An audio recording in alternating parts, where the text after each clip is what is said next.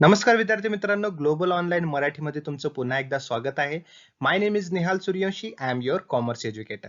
तर आजच्या लेक्चरमध्ये आपण 2016 मधील जो क्वेश्चन पेपर होता, त्यातील काही मोस्ट इम्पॉर्टंट क्वेश्चन्स डिस्कस करणार आहोत. 10 मोस्ट इम्पॉर्टंट क्वेश्चन्स डिस्कस करणार आहोत. तर त्याआधी सुद्धा आपण त्या पेपरमधील एमसीक्यूज डिस्कस केलेले आहेत. त्याचं लिंक मी डिस्क्रिप्शन बॉक्समध्ये दिलेली आहे. तर हे 2016 मध्ये जे सेकंड पेपर आणि थर्ड पेपर असे दोन पेपर होते कॉमर्सचे. तर त्यातील जो सेकंड पेपर आहे त्यातील एमसीक्यूज आपण डिस्कस करत आहोत. तर लेक्चर सुरू करण्याआधी मी तुम्हाला सांगू इच्छितो की ग्लोबल ऑनलाईन युनिव्हर्सिटी तुमच्यासाठी फुल सिलेबस कोर्स घेऊन आलेला आहे. हा फुल सिलेबस कोर्स तुमच्या प्रिपरेशन मध्ये खूप हेल्पफुल कोर्स आहे, ज्यामध्ये की आम्ही तुम्हाला प्रोव्हाइड करत आहोत 25 मॉक टेस्ट.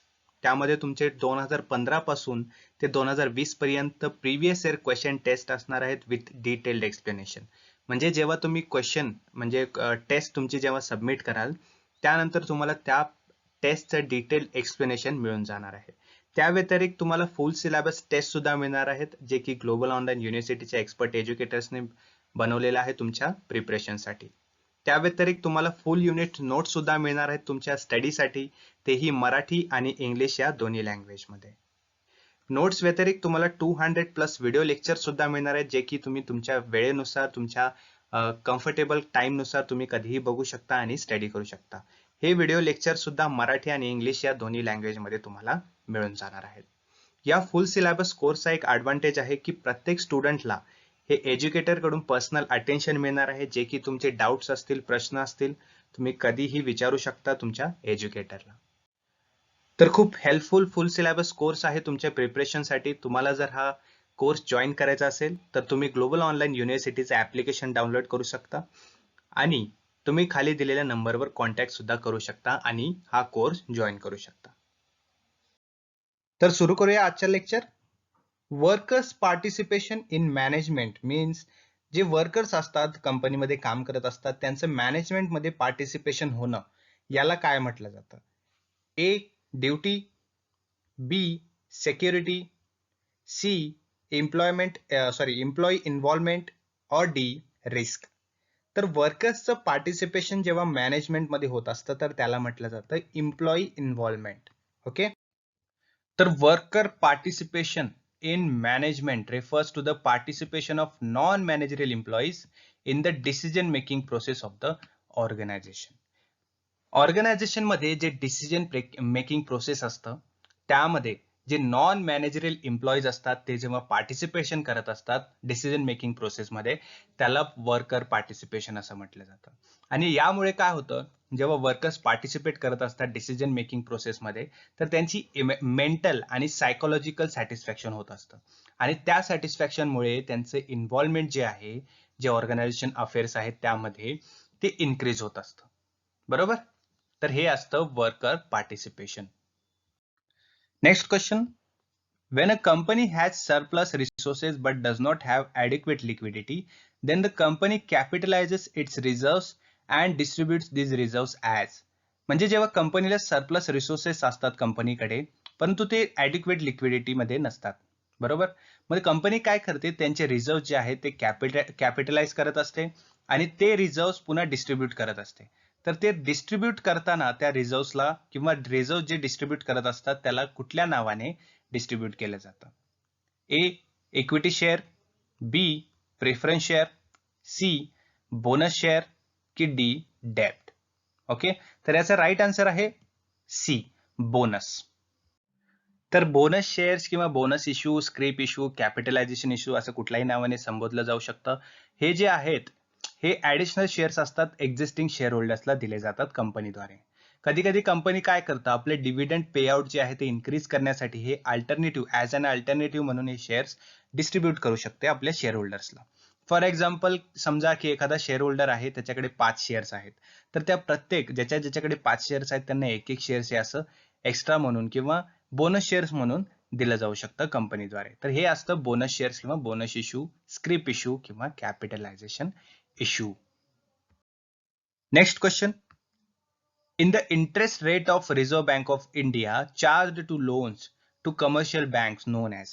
म्हणजे जेव्हा कमर्शियल बँक जे आहे हे आरबीआय कडून, आरबीआय म्हणजे रिझर्व्ह बँक ऑफ इंडिया कडून जेव्हा लोन घेत असते त्यावेळी रिझर्व्ह बँक ऑफ इंडिया काय करत असते, इंटरेस्ट रेट लावत असते. तर त्या इंटरेस्ट रेटला काय म्हटलं जातं? A bank rate, B credit rate, C repo rate और डी प्राइम लेंडिंग रेट. तर याचा राईट आन्सर आहे A bank rate. Okay. A bank rate is the interest rate at which a nation's bank lends money to domestic banks. Right. जी national bank असते कुठल्याही देशाची, आपल्या इंडियाची बँक आहे RBI, reserve bank of India, ती जेव्हा आपले डोमेस्टिक बँक्स आहेत, जे की कमर्शियल बँक्स आहेत, त्यांना जेव्हा इंटरेस्ट रेट लावत असते त्यांच्या लोन वरती, त्याला काय म्हटलं जातं, बँक रेट म्हटलं जातं. Often in the form of very short term loans, म्हणजे ते लोन्स कुठल्याही प्रकारचे असू शकतात, शॉर्ट टर्म ही असू शकतात किंवा लॉंग टर्म ही असू शकतात. Managing the bank rate is method by which central bank affects economic activities. म्हणजे जे काही इकॉनॉमिक ऍक्टिव्हिटीज असतात, म्हणजे आर्थिक ऍक्टिव्हिटीज असतात, त्यांना कंट्रोल करण्यासाठी कधी कधी सेंट्रल बँकला हे इंटरेस्ट लावू शकते. कोण लावतं, तर आरबीआय. ओके.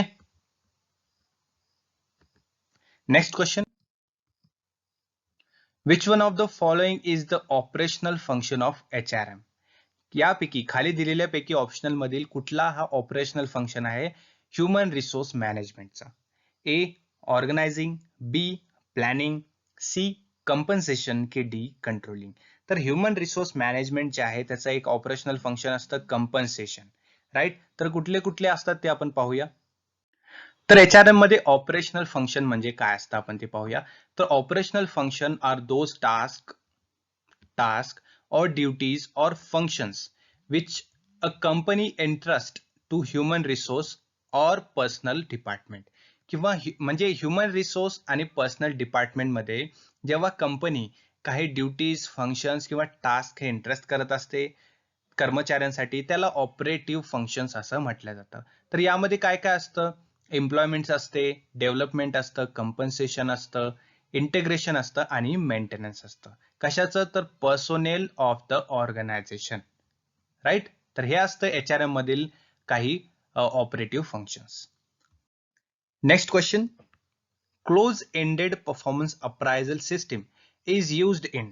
म्हणजे परफॉर्मन्स अप्रायझलचे वेगवेगळे प्रकार असतात, त्यामधील क्लोज एंडेड परफॉर्मन्स अप्रायझल जे आहे, ही जी सिस्टीम आहे, हे कुठल्या क्षेत्रामध्ये यूज केली जाते? A government organisation and public enterprises, B international organisation, C private organisation and multinational organisation की D cooperative organisation and private organisation. तर याचा राईट आन्सर आहे A government organisation and public enterprises. तर हे जे आहे सरकारी संस्था आणि सार्वजनिक उपक्रम, यामध्ये हे close ended performance appraisal system use केली जाते. तर हे जे close ended performance appraisal system जे आहे, हे गव्हर्नमेंट सेक्टरमध्ये वापरली जाते. त्यालाच कॉन्फिडेन्शियल रिपोर्ट सिस्टीम असं सुद्धा म्हटलं जातं. तर ही जी कॉन्फिडेन्शियल रिपोर्ट सिस्टीम आहे, ही well known method of performance appraisal system आहे, जे की मोस्टली यूज केली जाते गव्हर्नमेंट ऑर्गनायझेशन्स आणि इंडियन ज्युडिशरीमध्ये. बरोबर. तर या मेथडमध्ये काय केलं जातं, जे सबऑर्डिनेट्स असतात ते त्यांना सुपरियर्स द्वारे ऑब्झर्व केलं जातं. त्यांचा परफॉर्मन्स त्यांच्या जॉबमध्ये, त्यांच्या ड्युटीजमध्ये हे ऑब्झर्व केलं जातं. राईट. तर याला काय म्हणतात, कॉन्फिडेन्शियल रिपोर्ट सिस्टीम. वळूया नेक्स्ट क्वेश्चन कडे. From the following who did not make any contribution to motivation. म्हणजे मोटिवेशनची समजा थेअरी असेल तर खाली दिलेल्यापैकी कोणी हे कॉन्ट्रीब्युशन केलेलं नाहीये मोटिवेशन मध्ये?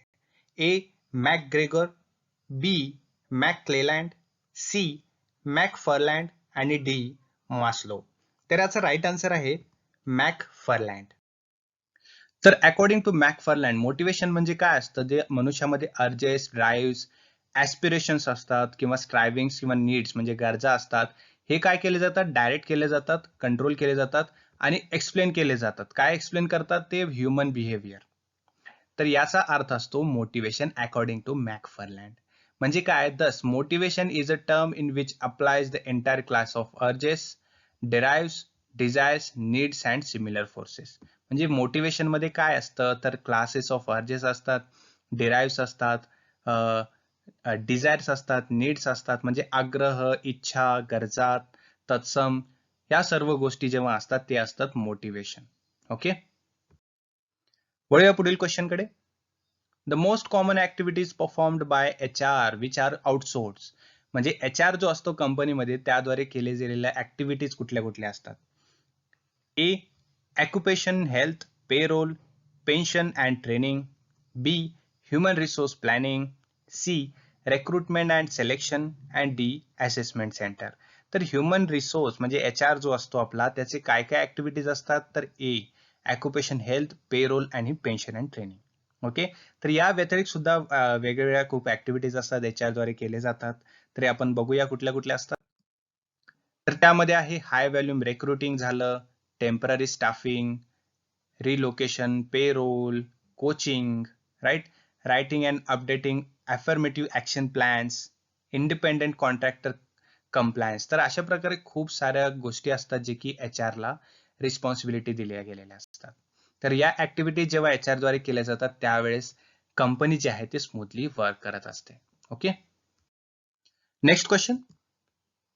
A plant would cost 1 lakh rupees, बरोबर, and would fetch 30,000 for in first year, 30,000 in second year, 40,000 in third year, and 40,000 in fourth year. Hence payback period would be, म्हणजे एक कंपनीमध्ये एक प्लांट आहे त्याची किंमत आहे 1 लाख रुपीज, तर त्याचं प्रॉफिट जे आहे फर्स्ट इयरला 30,000, सेकंड इयरला 30,000, थर्ड इयरला 40,000 अँड फोर्थ इयरला 40,000. तर कुठल्या किंवा किती इयर मध्ये त्याचा पेबॅक पिरियड येऊ शकतो. पेबॅक पिरियड म्हणजे 1 लाख रुपीज कम्प्लीट होऊ शकतात. तर ऑब्व्हियसली आहे फर्स्ट 30,000, सेकंड 30,000 आणि थर्ड 40,000, म्हणजे 30 प्लस 30 60 आणि 60 प्लस 40 म्हणजे 1 लाख रुपीज, म्हणजे 3 वर्षामध्ये त्याचा पेबॅक पिरियड आलेला आहे. बरोबर, तर याचा राईट आन्सर आहे 3 years. Next question. The important factor of increasing non performing assets of nationalised bank. जेव्हा नॅशनलाइज्ड बँकमध्ये काय होतं की नॉन परफॉर्मिंग ॲसेट जे आहेत ते इन्क्रीज होत असतात, तर ते इन्क्रीज होण्यासाठी कुठले फॅक्टर्स इम्पॉर्टंट आहेत हे आपल्याला सांगितलेलं आहे. तर A. Shortage of rain, B. Political interference, C. Indebtedness of farmer, और D. Inefficient management. तर याचा राईट आन्सर आहे D. Inefficient management. जेव्हा नॅशनलाइज बँकमध्ये त्यांचं मॅनेजमेंट जे इनइफिशियंट असेल तर त्यावेळी नॉन परफॉर्मिंग ॲसेट जे आहेत ते इन्क्रीज होत असतात. Next question. Assuming that Maxwell company pays tax at 50%, बरोबर, म्हणजे मॅक्सवेल कंपनी आहे, मॅक्सवेल कंपनी 50% टॅक्स ते पे करत असते त्यांच्या इन्कम वरती, बरोबर. Compute the after tax cost of capital in case of perpetual bond sold at par. Coupon rate of interest being 7%, right, म्हणजे यामध्ये आपल्याला इन्कम मिळालं की 7% आहे, 7% इंटरेस्ट हा मिळत आहे कंपनीला. तर 7%च्या किती टक्के टॅक्स भरत आहेत, 50%. तर 7%च्या 50% किती होतं, तर 3.5%. ओके, तो याचा राईट आन्सर आहे 3.5%. Okay, so we have done with today's most important questions. I hope you have started your preparing for MS set. तर एक्झाम खूप जवळ येत आहे हळूहळू. तर मी आशा करतो की तुम्ही प्रिपरेशन स्टार्ट केलेलं असेल, आणि नसेल केलं तर लवकरात लवकर सुरू करा. आणि तुम्हाला जर कसल्याही प्रकारचा डाऊट असेल किंवा कुठल्याही प्रकारचं क्वेश्चन असेल तर तुम्ही ग्लोबल ऑनलाईन युनिव्हर्सिटीचं ऍप्लिकेशन घेऊन तिथे कोर्स जॉईन करू शकता. तुम्हाला त्यामध्ये प्रत्येक स्टुडंटला ही पर्सनल अटेन्शन मिळून जाणार आहे, जेणेकरून तुमच्या प्रिपरेशन मध्ये किंवा तुमच्या एक्झामिनेशन मध्ये कुठलाही अडथळा येऊ नये, कुठलीही प्रकारची प्रॉब्लेम येऊ नये. Okay, so thank you for today's session. Have a good day.